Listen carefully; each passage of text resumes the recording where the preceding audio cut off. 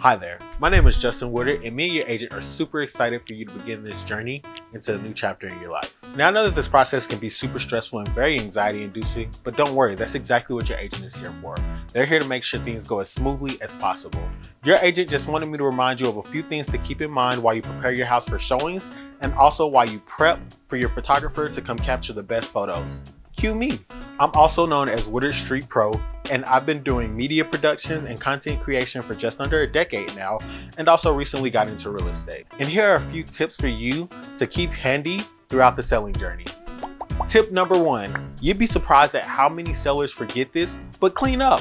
Buyers can often be spontaneous, and it helps to keep a tidy home just in case anybody schedules last minute showings. Tip number 2, declutter and depersonalize.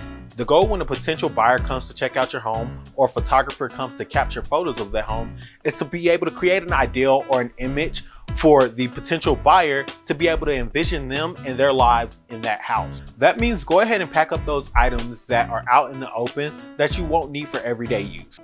This also means remove any art or any displays that may be tailored to a highly specified style or theme or something that doesn't fit the overall architecture of the home. A good rule of thumb is that if you don't think you'll see it in an IKEA display room, that means you could probably go ahead and pack that up for the moves. Of course, along with this means you should take down any family pictures. I'm sure little Johnny was precious at his 5th birthday party, but remember, the goal is to have potential buyers come in and be able to envision themselves and their families making memories in that home.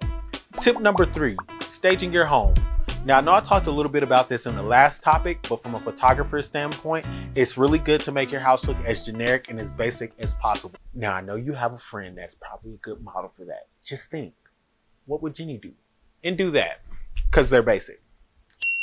It's good to replace broken or tattered blinds and make sure all of them are oriented the same. Tip number 4, on picture day, it's a good idea to have somewhere to park your car that's not in the driveway or on the curb in front of your house. If it's not a super luxury car that fits the aesthetic of a super luxury home, then it's best to just go ahead and leave that out of the shots.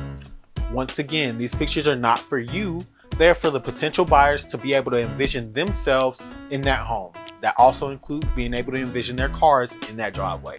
And the last tip that I have for you, especially on picture day, is to make sure that you have your lawns, both front and back, in order.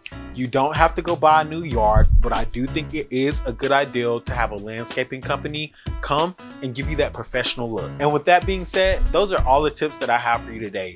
If you do those things, you'll be a lot closer to selling your home than you may realize. And of course, if you have any further questions, feel free to reach out to your agent. This is exactly what they're here for. I wish you the best in your journey.